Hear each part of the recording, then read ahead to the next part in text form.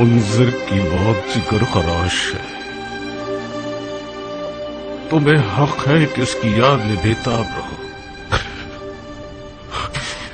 اگر منذر کے جہاد میں شریک ہونا چاہتی ہو تو صبر کرو، ان اللہ مع الصابرین۔ اگرچہ منزل کی موت نے میرے جگر کو جلا دیا ہے، مگر منزل کی موت سے زیادہ جگر خراش خانہ کعبہ کا جلنا ہے۔ میں ان دونوں صدموں پر عزادار ہوں۔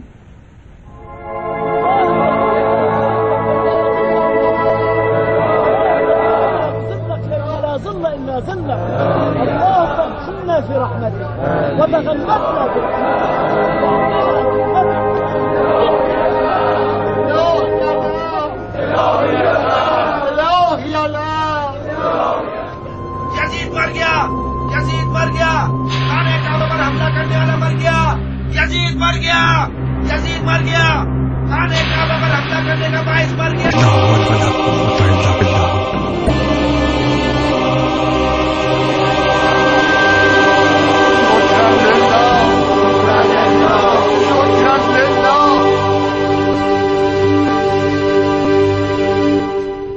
رخصت بھائی جان، کہو جعفر، حشاش بشاش کو کوئی بشارت لائے ہو؟ یزید شاہ ملعون مر گیا۔ سبحان اللہ الذی نزل ای منقلب یرقلب۔ یہ خانہ کعبہ کی توہین کرنے کا تاوان ہے۔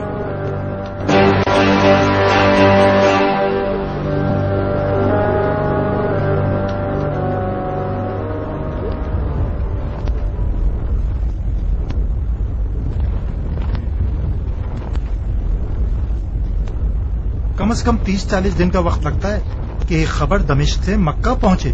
خلیفہ کم سے کم 1 مہینے پہلے مارا ہے، خانہ کعبہ کل رات کو چلا ہے، تو پھر ان 2 حادثوں کا آپس میں کوئی تعلق ہی نہیں ہے۔ کس نے ان 2 حادثوں کو آپس میں جوڑا ہے؟ افواہ اڑا دی گئی ہے کہ خلیفہ کی موت خانہ کعبہ کا معجزہ ہے، کیا تم نے سنا نہیں؟ خدا نے آل زبیر کے لیے ہی خانہ کعبہ بنایا ہے، یہ بھی انہی کا کھیل ہوگا۔ افواہ اڑا دی ان لوگوں نے کہ خانہ کعبہ نے معجزہ دکھایا ہے اور اس نے خلیفہ کو مار دیا ہے۔ ہو سکتا ہے کہ یزید کا مرنا اور خانہ کعبہ کے جلنے کا آپس میں تعلق ہو۔ مثلاً کیسا تعلق؟ خلیفہ شکار پر تھے، ایک تیز ہرن کو شکار کرنا چاہا، خلیفہ کا گھوڑا تھا اور ہرن تھی، گھوڑا ہواؤں میں اڑتا ہے اور خلیفہ زمین سے اچھلتا ہے، خلیفہ کا پاؤں رکاب میں رہ جاتا ہے، گھوڑا اسے اس قدر زمین پر گھسیٹتا ہوا جاتا ہے کہ خلیفہ جہاں بہاں ہو جاتے ہیں۔ مگر میں نے ایک عجیب سی روایت سنی ہے۔ کیا سنا ہے تم نے؟ میں نے سنا ہے کہ خلیفہ پیاس لگنے کی بیماری میں مبتلا ہو گئے تھے، جتنا بھی پانی پیتے تھے ان کی پیاس نہیں بجھتی تھی، بہت پیاسے تھے، بالآخر اس قدر پانی پیا کہ خدا معاف کرے پھٹ جاتے تھے۔ تم یقین کر سکتے ہو کہ کوئی اتنا پانی پی لے کہ پھٹ جائے؟ کیا نہیں ہو سکتا؟ یہ نہیں کہہ رہا کہ نہیں ہو سکتا، تم ایک بھالو کو پانی سے بھر دو، کیا وہ پھٹ جائے گا؟ نہیں۔ وہی شکار والا قصہ ٹھیک ہے، خلیفہ شکار کا شوقین تھا، شکار پہ بہت جایا کرتا تھا۔ مجھے نہیں پتا، ہم تو بالکل الجھ کر رہ گئے ہیں، اتنی سنی ہے کہ سمجھ میں نہیں آتا کس پر یقین کریں۔ بعض کا کہنا ہے کہ خلیفہ کی موت خانہ خدا کا معجزہ ہے، یہ بات بھی معتبر لگ رہی ہے۔ مجھے بھی ایسا ہی لگتا ہے۔ عمیر کی بیٹے کا کوئی دین نہیں ہے، خدا نہیں ہے، یہاں خانہ کعبہ پر نہیں گری ہے، دراصل خلیفہ کی جان پر گری ہے، خدا یا معاف کرے۔ مطلب ہم بھی عذاب الہی میں مبتلا ہو سکتے ہیں؟ کیوں نہیں، ہم اصحاب الفیل بن گئے تھے، بندہ خدا اصحاب الفیل، اب راہ کے ہلاک ہونے کے بعد اس کی فوج کی باری ہے۔ ہمارا کیا گناہ ہے؟ جو کچھ کیا سرداروں نے اور صاحبان منصب نے کیا ہے، جو بلا بھی آئے ان کے سر پر آنی چاہیے۔ میں خانہ کعبہ سے پناہ مانگتا ہوں، خانہ کعبہ کے پتھروں کو اپنے آنسوں سے اس قدر دھوں کہ خدا معاف کر دے۔ بن باپ کی امت، آئے بن باپ کی امت، آئے در بدر ریت، آئے بن باپ کی امت، تمہیں کیا لگتا ہے ابن نمیر کیا کرے گا؟ پتہ نہیں بھائی، انتظار کرنا ہوگا تاکہ کوئی خبر آئے اندر سے۔ اگر ہوشیار سردار ہوا تو مکہ کے حساب سے دستبردار ہو جائے گا اور دمشق کی طرف نکل پڑے گا۔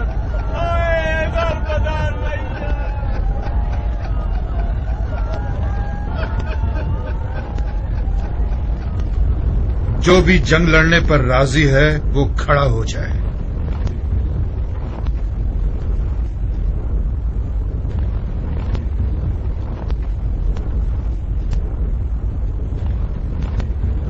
بیٹھ جائیے.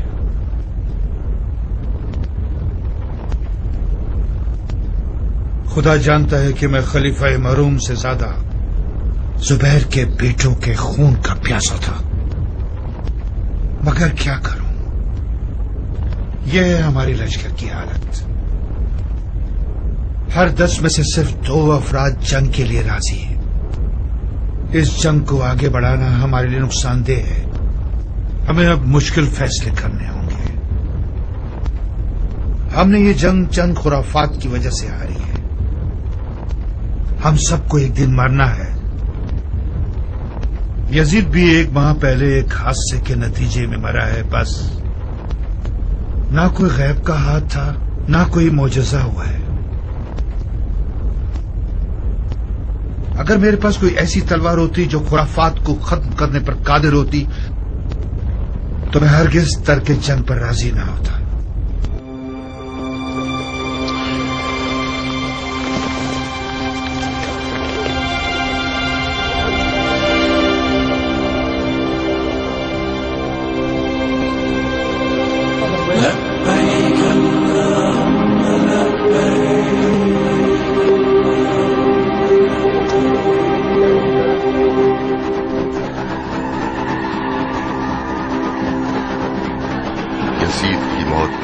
نتیجے میں کوفہ تمام علاقوں سے زیادہ متاثر ہوا، اور اس کی سب سے بڑی دلیل یہ تھی کہ واقعہ کربلا میں کوفیوں کا سب سے زیادہ دخل تھا، اور وہ لوگ اپنے آپ کو سب سے زیادہ قصوروار اور سرزنش کا اہل سمجھتے تھے. تاریخ کی گواہی کے مطابق جس وقت یزید کی موت کی خبر کوفہ آئی، اس وقت ابن زیاد حاکم کوفہ و بصرہ شہر بصرہ میں تھا، اور اس کی غیر موجودگی نے یزید کے مخالفین کے لیے راہیں ہموار کر دیں تاکہ وہ لوگ اس کے خلاف کھلم کھلا قیام کر کے میدان میں آ جائیں.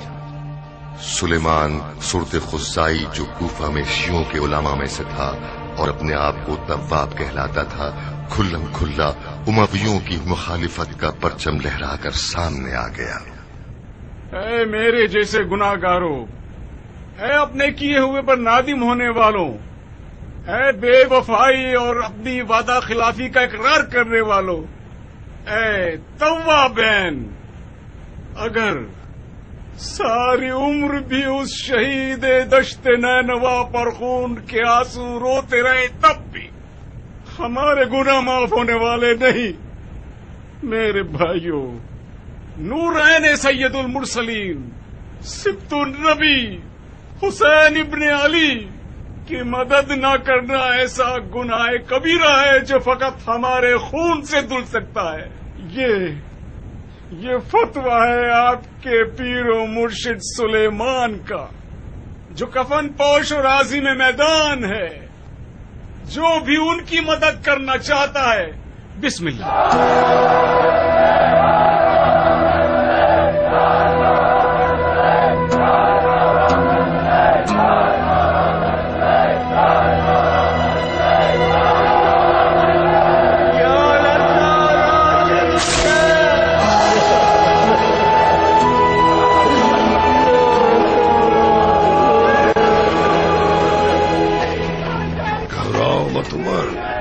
ہمت سے کام لو، لا تاخیر ممبر پر جاؤ اور کام تمام کر دو.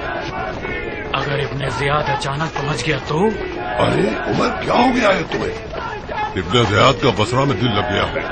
پچھلی بار بھی کرائیت کے ساتھ آیا تھا، یزید کے دھوکے میں آ گیا تھا، اور پھر ابن زیاد بصرہ میں ہے. جب تک وہ کوفہ پہنچے گا ہم اپنی جگہ مضبوط کر چکے ہوں گے، اس کے راستے بند کر دیں گے. تم سمجھتے ہو کہ حالات اتنے آسان ہیں کہ تمام کوفی ہماری بیعت بھی کر لیں گے اور کوئی ہماری رکاوٹ بھی نہیں بنے گا؟ اتنا ڈرتے ہو تو میں ممبر پہ چلے آتا ہوں. تم کسی کم شہرت والے کی اولاد نہیں ہو. میں اگر تمہارے جیسے خاندانی القاب والا ہوتا تو یزید کی موت کی خبر آتے ہی خلیفہ بن گیا ہوتا. اگر ابھی جلدی نہ کرو گے تو کوفہ ہاتھ سے نکل جائے گا.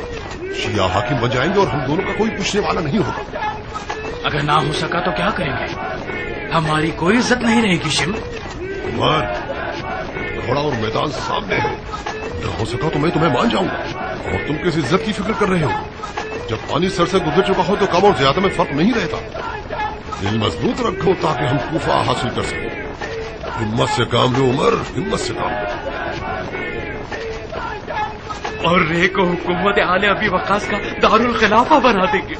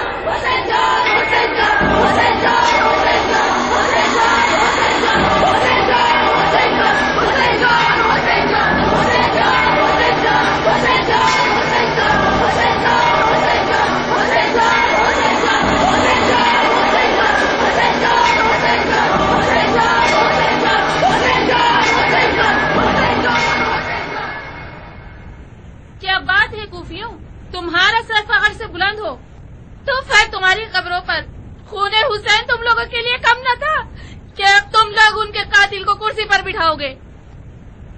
اے ضعیفہ، خدا کا گھر چیخو پکار کی جگہ نہیں ہے.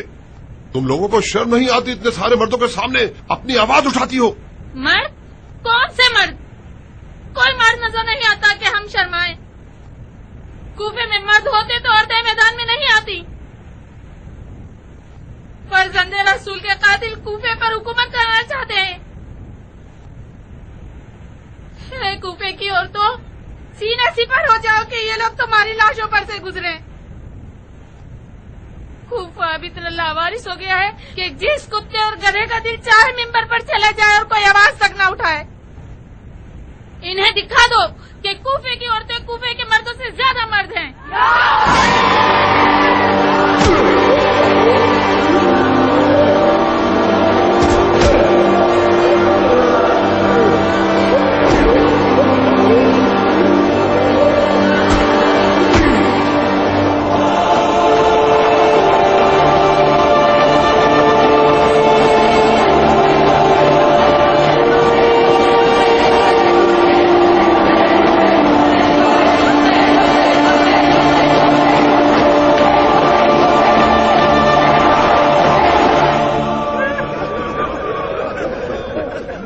شرمندہ ہوں بھائیوں،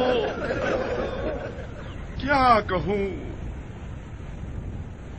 یہ کہوں کہ حقیقت کو نہیں جانتا تھا، یہ کہوں کہ میں نے اپنے مولا حل من ناصر ینصرنا کی آواز نہیں سنی تھی، یا یہ کہوں کہ میں کوفے میں قید میں پھنسا ہوا تھا، اپنے آپ کو حسین تک نہیں پہنچا سکتا تھا. میرے پاس کوئی بہانہ نہیں بچتا سوائے غفلت.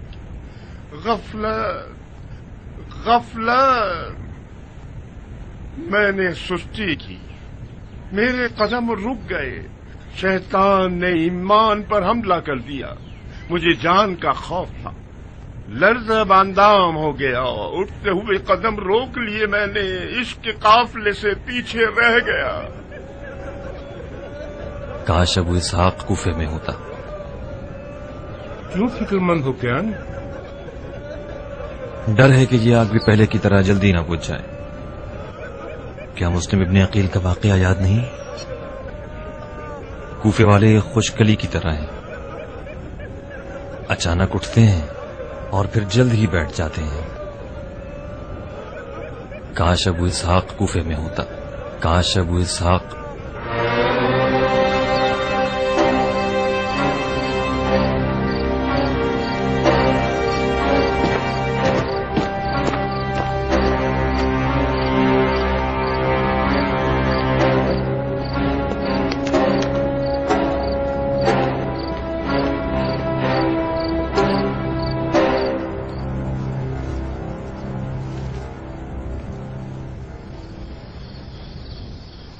خوش آمدید ابو اسحاق. कैसे हो तुम? आपकी दुआएं हैं मेरे आका। अगर मेरा हाफजा साथ दे रहा है तो तुम्हें अब से तकरीबन 1 साल पहले देखा था। ताज्जुब है तुमने हमें याद कर लिया मुख्तार। इख्तियार होता तो रोजाना आपकी ज़ियारत के लिए दौड़ा चला आता और कदम बोसी करता, मगर अफसोस आले ज़ुबैर मेरे साए का भी पीछा करते हैं। मेरी तमाम आमदो रफ्त उनकी नजरों में है। आज रात इनके पास मुख्तार से ज्यादा अहम काम था। मैंने मौके से फायदा उठाया। ताज्जुब है, ताज्जुब है। आप तो ज़ुबैरियों की बैत में हैं। मैंने सुना है कि उनकी रकाब में काफी अच्छी जंग लड़ी है आपने। मुझे किस बात का खौफ है? मैंने इब्ने ज़ुबैर की बैत नहीं की है, सौदा किया है। खुदा जानता है कि मेरी कुल तमन्ना इंतकाम हुसैन है। हुसैन, हुसैन, हुसैन। हुसैन का नाम यानी गुर्बत, यानी मजलूमियत, यानी तन्हाई, तन्हाई, तन्हाई। मशीयत इलाही थी कि मैं सिफीन में माजूर हो जाऊं ताकि करबला में अपने भाई हुसैन के साथ जा सकूं। काश मैं बीमार ना होता और अपने जवान भाई अब्बास हमारे बनी हाशिम की तरह अपनी जान अपने भाई हुसैन के कदमों में कुर्बान कर देता। खुदाया, अब जबकि तूने मुझे इस अजीम मुसीबत में जिंदा रखा है तो मुझे इस कदर जिंदा रख कि मैं तेरे दस्त इंतकाम से अपने हुसैन के कातिलों का किसास देख सकूं।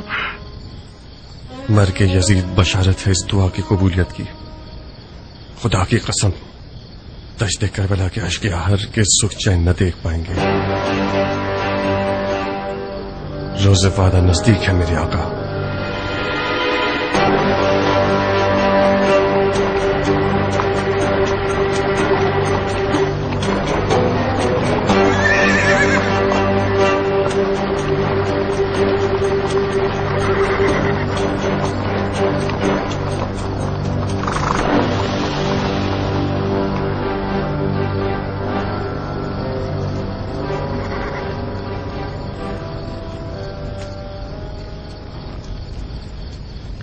तुम जंगी लिबास में आए हो उमैर के बेटे, मतलब मैदान जंग में आए हो। बिस्मिल्लाह। जंगजू मर्दों पर जंगी लिबास ही जचता है। इसके अलावा कोई भी लिबास पहनकर आता तो वो इस महफिल के लायक ना होता। मेरे ख्याल से ये साहब मुसब इब्ने ज़ुबैर है। मैंने ठीक कहा ना? हाँ, मुसब है मेरा भाई। मेरा बहुत दिल चाहता था कि इजाज के इस मशहूर बहादुर से मैदान में पंजा आजमाई करता। अब भी देर नहीं हुई। नहीं मुसब, वक्त नहीं है। एक लड़ने वाले को अच्छा लड़ने के लिए कोई उम्मीद और दलील चाहिए होती है। मेरी उम्मीद मट्टी तले सो गई है और तुम्हारी तुम्हारे बराबर में है, तो फिर हमारी जंग मुनसिफाना नहीं होगी। तुम्हारी दलील और उम्मीद खुदा होना चाहिए था, ना कि यजीद। कौन सा खुदा शेख, जिसकी तुम इबादत करते हो या जिसकी यजीद इबादत करता था? मेरा और यजीद का खुदा क्या मतलब है? ये खुल्लम खुल्ला शिर्क है। खुदा एक है, मुशरिक। हाँ शेख, मैं भी मानता हूं कि खुदा एक है। वो वही गायब है जो कि हाजिर है, और वो हाजिर जो गायब है, जिसे सिर्फ दिल की आंखों से देखा जा सकता है, सर की आंखों से नहीं। वो वही आलिम है जिसके इल्म का अहाता हर चीज पर है। मैं और आप, हम दोनों इंसानों की फहरिस्त में शुमार होते हैं। हम दोनों के पास हाथ, पांव, पेट और सर है। दोनों के पास आंख, कान और मुंह है। आप खाते और पीते हैं, मैं भी यही करता हूं। आप देखते हैं, मैं भी देखता हूं। आप सुनते हैं, मैं भी सुनता हूं।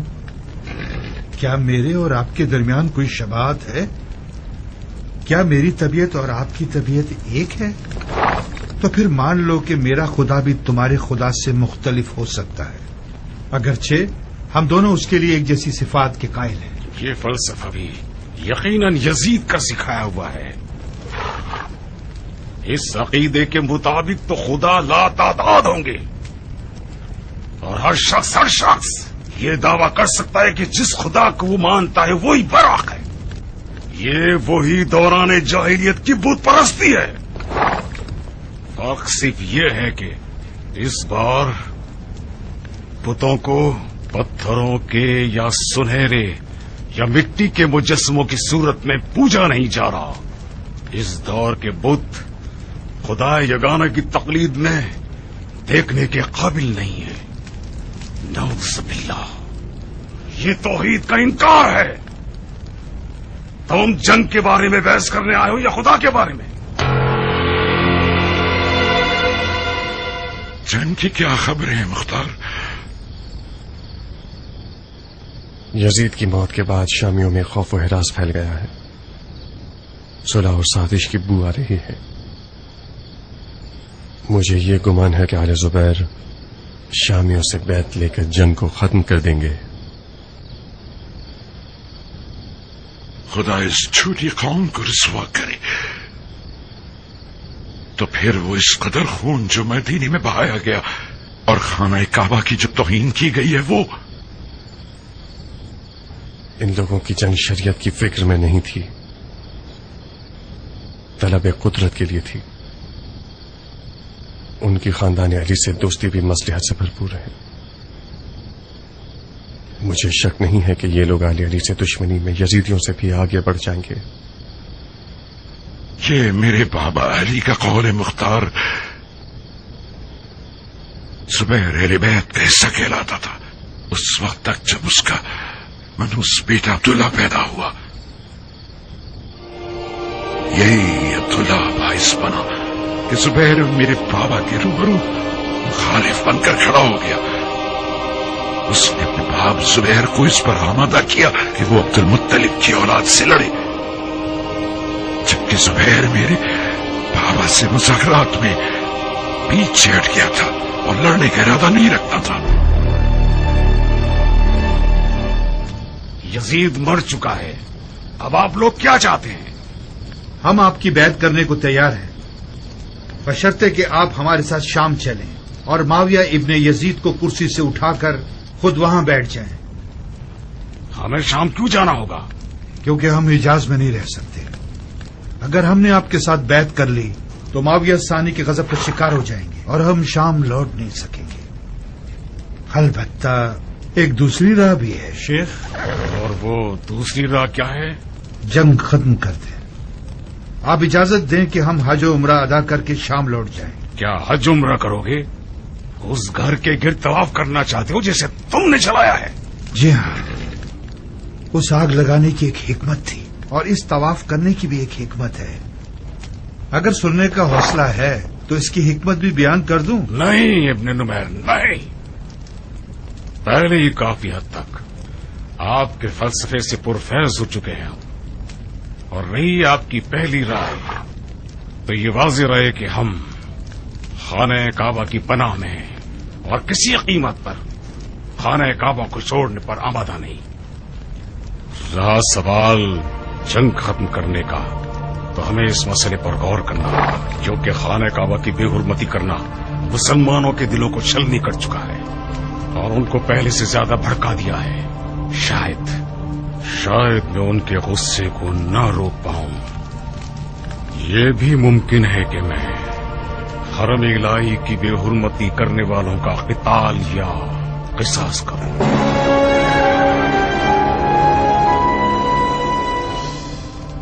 مجھے یقین نہیں آتا کہ یہ حیوان عقل اور تدبر نام کی شے بھی کچھ حد تک رکھتا ہے۔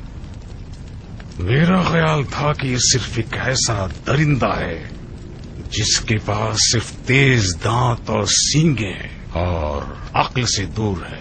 خوب فلسفے بنا رہا تھا۔ جی ہاں، مگر اس کے اوسان خطا ہو گئے ہیں، بہت ڈر سا گیا ہے۔ اسے ڈرنا چاہیے، اسے ڈرنا چاہیے مصعب، کیونکہ وہ اس لشکر کا سردار ہے جس کے سپاہیوں کو یہ احساس ہونے لگا ہے کہ ان کے سرداروں نے انہیں ذلت، تباہی اور رسوائی کی راہ پر زبردستی گھسیٹا ہے۔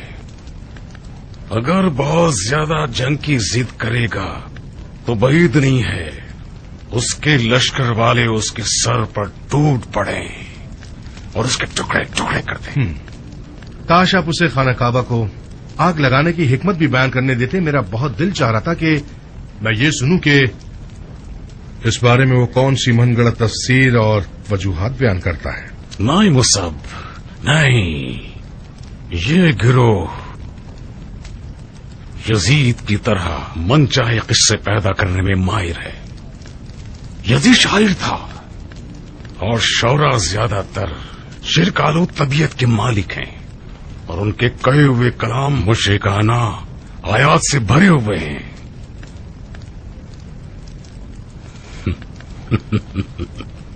ہو مصعب جان، میرا دل اب لشکر شام کی جانب سے پرسکون ہو گیا۔ اب بہتر رہے گا کہ ہم عراق کو فتح کرنے کی سوچیں۔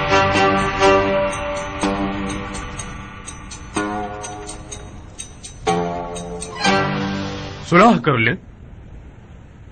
کس سے صلح کر لیں؟ ان لوگوں کے ساتھ صلح کر لیں جنہوں نے خدا کے گھر میں آگ لگائی اور خانہ کعبہ کی بے حرمتی کی۔ کیسے صلح کر سکتے ہیں؟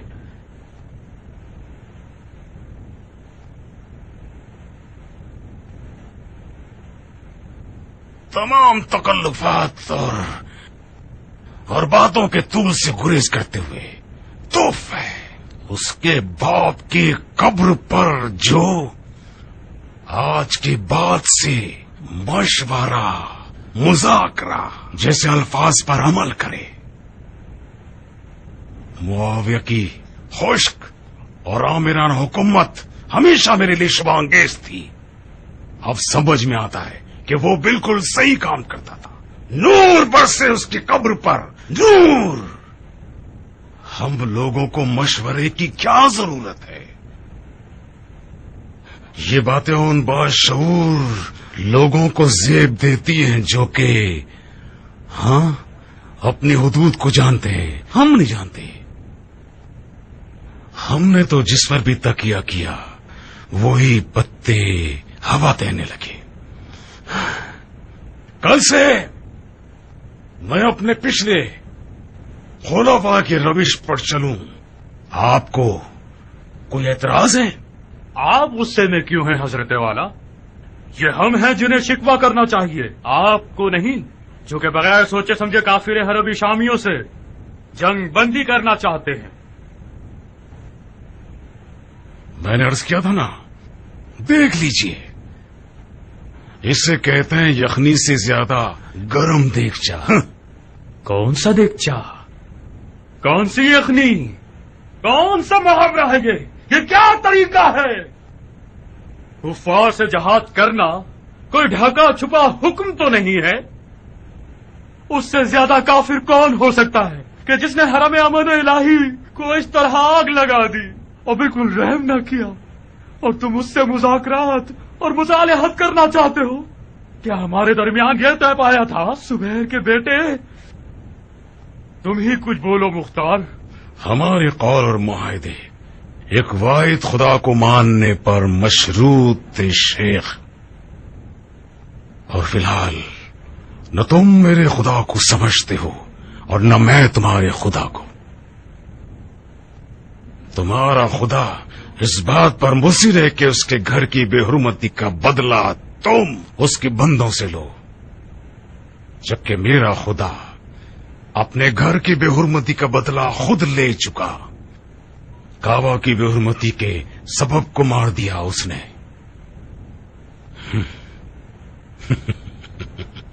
میں صلح کی چاشنی کی طرف راغب ہوں بنسبت جنگ کی تلخی کے۔ قبلہ حاجات کی قسم، تم ایک ابلیس ہو، ابلیس تمہارے اندر پل رہا ہے۔ تمہاری یزید سے جنگ شریعت کی خاطر نہیں تھی، اقتدار کے لیے تھی۔ جیش اللہ کی تلوار اب تک 2 گروہ کے خلاف تھی، علوی اور اموی۔ آج کے بعد 3 گروہ کے خلاف ہے۔ آل زبیر بھی کافر ہے اور ان کا خون حلال ہے۔ چلو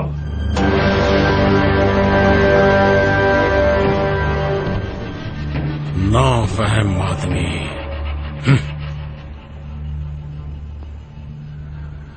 اس گروہ کی مثال اس گدھے پر سواری کرنے والی کسی ہے جو جانور کوشش کرنے کے بجائے اسے سیخ چبو دیتا ہے، تو پھر جانور بھی چلنے کے بجائے چھلانگیں مارے گا اور اپنے سوار کو ایسا زمین پر پٹک دیتا ہے کہ اس کا بھیجا منہ کو آ جائے۔ یہ ملعون شریعت میں سے صرف فتوے لگانا ہی سیکھ پایا ہے۔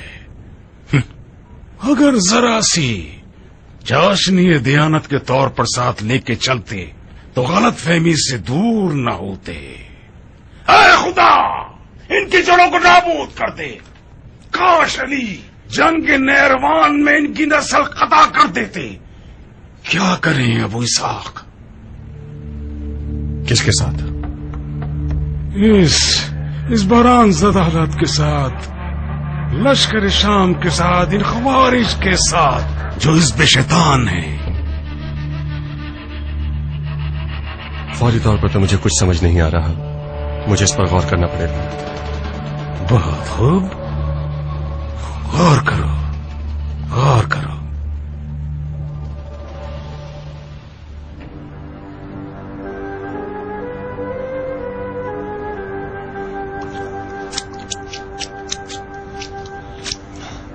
خدایا، نعمتوں کی فراوانی کو اس دسترخوان کے وارث پر کم نہ فرما۔ آمین آمین۔ مصعب، کل تم بصرہ کی طرف نکل پڑو اور وہاں کے لوگوں سے ہمارے لیے بیعت لے لو۔ تو پھر کوفہ کا کیا ہوگا؟ عمارت کوفہ کا ایک بھاری مدعی موجود ہے جسے ہمیں بڑی نزاکت کے ساتھ اپنی راہ سے ہٹانا ہوگا۔ مگر آپ نے تو مختار کو پورے عراق عرب کا وعدہ دیا ہے اور بصرہ بھی عراق کا حصہ ہے۔ اگر مختار سمجھ جائے کہ آپ نے وعدہ خلافی کی ہے تو وہ بیعت توڑ دے گا اور ہنگامہ آرائی شروع کر دے گا۔ تم بصرہ پر حکومت کرنے نہیں جا رہے ہو، اپنی خاندانی جائیداد کو دیکھنے جا رہے ہو، اور وہاں بالواسطہ لوگوں کو ہماری بیعت کی طرف رغبت دینے جا رہے ہو۔ مگر بھائی جان، آپ ہی نے تو کہا ہے کہ مختار خطرناک حریف اور بھاری مدعی ہے۔ خاص طور پر اس نے حجازیوں میں بھی ایک خاص عزت اور آبرو کمائی ہے۔ مجھے ڈر ہے کہ وہ آپ کو چھوڑ نہ دے۔ یہ مصلحت سے خالی ہے کہ مختار کے ہوتے ہوئے آپ کو اکیلا چھوڑ جاؤں۔ مصعب، تم جاؤ اور بصرہ کی فکر کرو۔ تمہارا بھائی مچھلی کے پیٹ کو چیر کے نکلنا جانتا ہے۔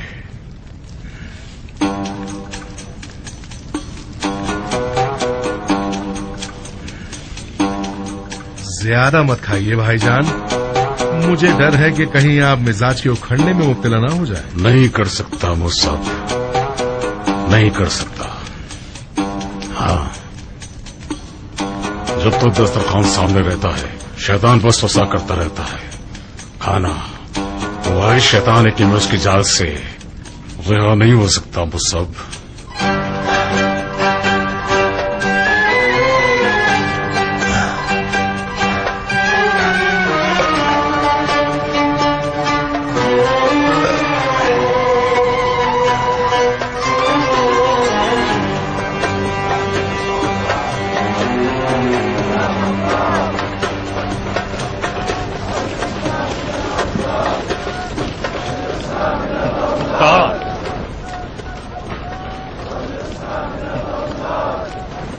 جناب نجدت ابن عامر،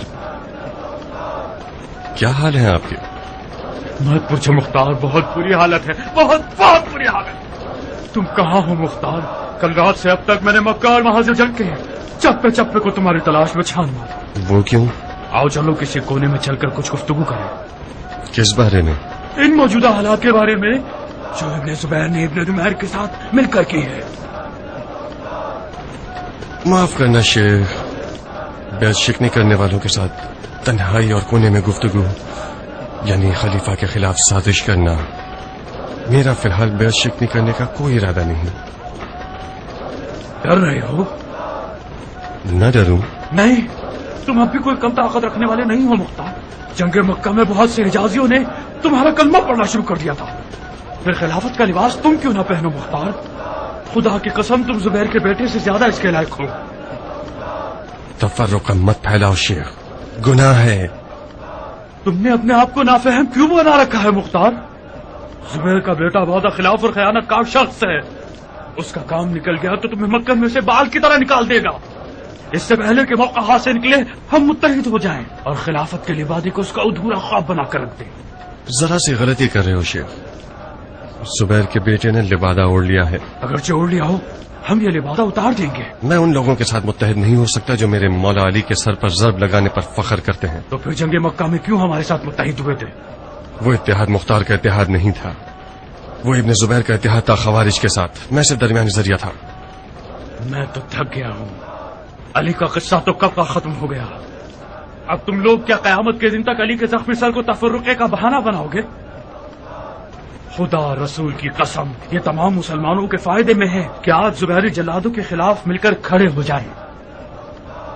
कहो तो एक राज तुम्हारे लिए फाश कर दूं ताकि तुम जान लो कि उसने हाशमियों के लिए क्या ख्वाब देखा है। कैसा है? वो चाहता है कि तमाम हाशमियों को एक खाई में जमा करके जिंदा जला दे ताकि बकौल उसके जहन्नुम में जमल का इंतकाम ले सके। किससे सुना तुमने? खुद उसी के मुंह से। मेरे इन कानों ने उसकी जबान से ये जुमले सुने। एक दिन वो अपने भाई मुसब के साथ तन्हाई में बैठा हुआ था, मैंने कान लगाए। खुदाया मुझे माफ करना। वो अपनी दिली आरज़ू के बारे में मुसब से गुफ्तगू कर रहा था। उसकी दिली आरज़ुओं में से एक ये थी कि एक खाई में बहुत सारी घास और ईंधन जमा करके हाशमियों के लिए एक जहन्नुम बना दे। मुख्तार, इस वादा खिलाफ गिरोह से अपना दामन बचा लो। इस हकीर की राय यह है कि हम जंग में पेशकदमी और पहल से काम न लें, खास तौर पर मक्का और खाने काबा में जो कि हरम अमन है और उसमें जंग और लड़ाई हराम है, सिवाय इसके कि जहां मजबूर दिफा हूं। इब्ने नुमैर भी लश्कर की फरावानी और खाने पीने का सामान कम होने की वजह से कहता है कि हम उसे जल्दी जवाब दें। क्या करें? हाँ, तुम बताओ अबू इसहाक। क्या अर्ज करूं? अपनी राय बताओ मेरे भाई। क्या सुलह पर राजी हो तुम? शामियों में से वो लोग जिन्होंने मदीना में मुसलमानों की नामूस तक की बेहुरमती की या किसी बेगुनाह इंसान का खून बहाया या तो खाना काबा की बेहुरमती की है, उन्हें जरूर किसास किया जाना चाहिए। इब्ने नुमैर जैसे लोग यजीद के बाजू हुआ करते थे। उनका जुर्म यजीद से ज्यादा न हो तो उससे कम भी नहीं। शामियों में जो गुनाहगार हैं उन्हें बेगुनाह शामियों से कैसे जुदा करें? इब्ने नुमैर का तो जुर्म और सजा वाज़े है, बाकियों का क्या करें? आपकी बात के मुताबिक जिसने भी खाने काबा की तरफ एक पत्थर भी फेंका है वो मुजरिम है, मगर मुजरिमों को कैसे पहचाने? मैं ये नहीं कह रहा हूं कि शामियों में से एक एक फौजी को सजा दी जाए, नहीं। आप कुछ भी कर ले मुमकिन है, फिर भी कुछ लोग बेकसूर बन जाए और उनका जुर्म साबित भी न किया जा सके। उन लोगों का किसास खुदा पे छोड़ा। अब तक आप शाम के सिपाहियों से लड़ रहे थे, अब इब्ने नुमैर से तो लड़िए कि जिसका जुर्म वाज़े है। जो भी इब्ने नुमैर का साथ देगा वो गुनाहगार है। बहुत खूब, कल ऐलान करवा देते कि शामियों का अमान है, सिवाय इब्न नुमैर के, जो खाना काबा की बेहुरमती का असल बाइस था। जो कोई हमारी तरफ आ गया अच्छी बात है, ना आया तो कोई बात नहीं, हम उससे भी लड़ेंगे। उमैर का बेटा बहुत कमजोर पड़ गया है हजरत खलीफा। उसके साथ सख्ती का सलूक करना खलीफा की हुकूमत का चेहरा बदनुमा कर देगा। वो एक खुल्लम खुल्ला मुजरिम है। बहुत खूब, उसको किसास कर दिया जाए, बिगड़े हुए को ठीक कर दीजिए, मगर सियासत से कराहियत आमेर चेहरे के साथ नहीं कि सब आपके चेहरे से वहशत खाएं और भागने लगे। कुछ ऐसा कीजिए कि शामी हजरात खुद मुजरिम के हाथ पांव बांध कर मुजरिम को आपके हवाले कर दें और किसास के लिए छोड़ दें। शाबाश अब्दुल्ला, आसानात, दुरूद हो तुम पर। ये बेहतरीन राय है, बेहतरीन। खूब, तो आपकी राय क्या है? अर्ज कर रहा हूं, मैंने शामियों के अकीदों से मुताल्लिक एक अजीब सी रिवायत सुनी है, जिसे आप सब सुनेंगे तो ताज्जुब होगा। मदीनतुन नबी पर हमले के दौरान शाम के लश्कर का सालार मुस्लिम इब्न उक़बा था। उसकी मौत के बाद इब्न नुमैर सालार बना। मुस्लिम इब्न उक़बा ने जब मदीने के मुसलमानों को मारा और उनकी नामूस की बेहुरमती की तो बीमार हो गया और बिस्तरे मर पर गिर गया। उसने बहुत अजीब वसीयत की है। इब्न उक़बा मरते वक्त ये कहता है, मैंने जो कुछ भी किया खुदा की रजा के लिए किया है। खूब गौर कीजिएगा आप लोग, मैंने जो कुछ किया है वो खुदा की रजा के लिए था, और खुदा की कसम मैंने अपनी सारी उम्र में कोई ऐसा काम नहीं किया जो मदीने के लोगों को मारने से ज्यादा अफजल हो, और मुझे आखिरत में इस सवाब की ही उम्मीद है। अल्लाहु अकबर, क्या वाकयान उसने ऐसी बात की है? जी हां, आप ऐसे गिरोह के मद्दे मुकाबिल खड़े हैं। जब तक इस गिरोह के अकीदे को नहीं बदलेंगे, जब तक दीन की हकीकत इन्हें नहीं समझा देते, जब तक इन्हें ये नहीं दिखा देंगे कि हक कहां है और बातिल कहां है, महाल है कि उन पर बगैर तकलीफ के हुकूमत करें।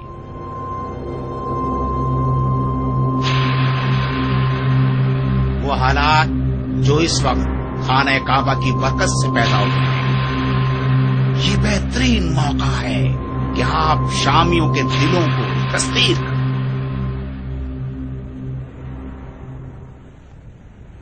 खाने काबा जला ताकि ये लोग राय हिदायत पर आ जाएं, तो फिर गैर संजीदा अफकार से खाने काबा के मौजज़े को तबाह मत कीजिए।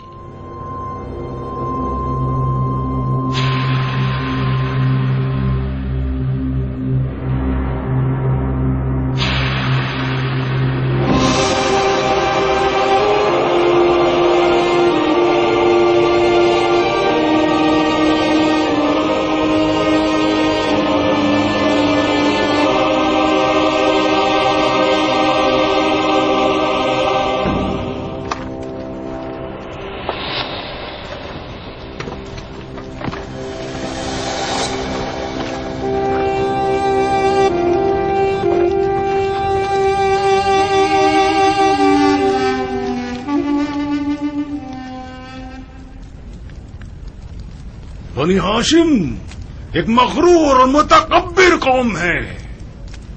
मुझे अपने खुतबों में रसूल खुदा का नाम गिरामी लाने में दिक्कत होती है, क्योंकि मैं नहीं चाहता कि उनका नाम सुनकर उनके खानदान वाले सीना फुलाएं, पकड़े।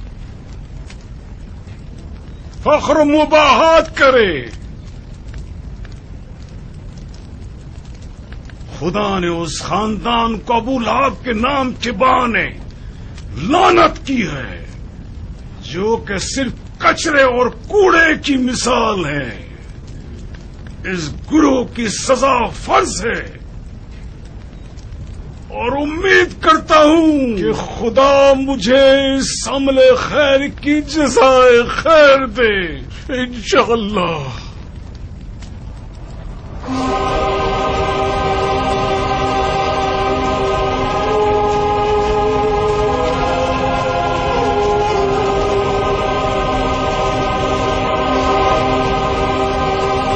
तुम्हें किस जुर्म में चला रहे हैं मुख्तार?